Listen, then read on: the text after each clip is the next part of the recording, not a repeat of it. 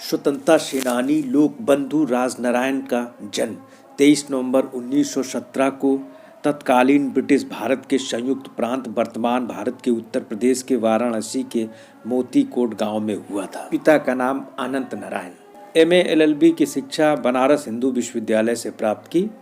1934 में Congress socialist party के सदस्य बने और 1939 से 1944 तक छात्र संघ के राष्ट्रीय समिति के सदस्य भी रहे। राजनारायण बनारस विश्वविद्यालय मंडल कांग्रेस समिति व जिला कांग्रेस समिति के अध्यक्ष भी रहे।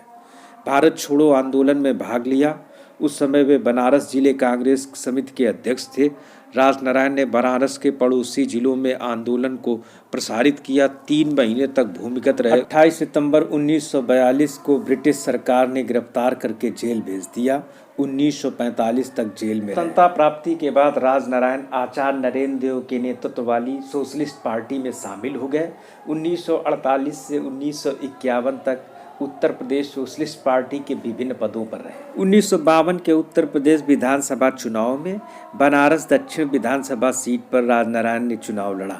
चूंकि इस सीट पर 2 प्रत्याशी चुने जाते थे, तो एक प्रत्याशी संपूर्णानंद और दूसरे प्रत्याशी राजनारायण चुने गए। 1957 के विधानसभा चुनाव में कसवार विधानसभा सीट पर कांग्रेस के ऋषि नारायण शास्त्री को पराजित करके दूसरी बार विधायक चुने गए। 1962 के विधानसभा चुनाव में गंगापुर विधानसभा सीट पर कांग्रेस के प्रत्याशी ऋषि नारायण शास्त्री से मात्र 722 वोटों से पराजित हो गए। 1966 में राज्यसभा के सदस्य चुने गए। 1971 के आम चुनाव में रायबरेली लोकसभा सीट पर सोशलिस्ट पार्टी की टिकट से चुनाव लड़ा, किंतु कांग्रेस के प्रत्याशी तत्कालीन प्रधानमंत्री इंदिरा गांधी से चुनाव हार गए। राजनारायण ने इस चुनाव को इलाहाबाद उच्च न्यायालय में चुनौती दी कि चुनाव में सरकारी मशीनरी का प्रयोग किया गया। 1974 में दूसरी बार राज्यसभा के सदस्य चुने। 12 जून 1975 को उच्च न्यायालय इलाहाबाद ने आरोपों को सही पाया और चुनाव को रद्द कर दिया और इंदिरा गांधी पर 6 वर्ष तक चुनाव लड़ने पर प्रतिबंध भी लगा। देश भर में गैर कांग्रेसी नेताओं ने आंदोलन शुरू किया और देश में आपातकाल लगा दिया। राजनारायण को हिसार जेल में बंद कर दिया गया। आपातकाल के बाद 1977 में चुनाव हुए तो राजनारायण ने पुनः रायबरेली से जनता पार्टी की टिकट से चुनाव लड़ा और इंदिरा गांधी को 50,000 से अधिक वोटों से पराजित कर दिया। मोरारजी देसाई सरकार में स्वास्थ्य एवं परिवार कल्याण मंत्री बनाए गए। 22 अगस्त 1979 को मोरारजी सरकार से इस्तीफा दे दिया और चरण सिंह की पार्टी जनता पार्टी सेकुलर के सदस्य बन गए।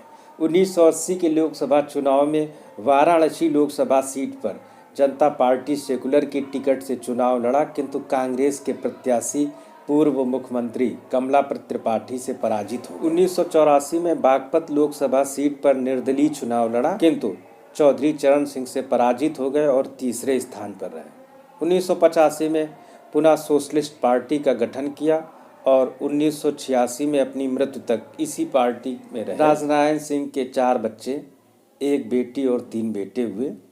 राजनारायण ने साप्ताहिक पत्रिका जनमुख का प्रकाशन किया तथा डॉक्टर राम मनोहर लोहिया द्वारा स्थापित मासिक पत्रिका जन के संपादक मंडल में भी शामिल। अपने संपूर्ण जीवन काल में सैकड़ों एकड़ भूमि पिछड़े हुए दलितों में बांट दिया।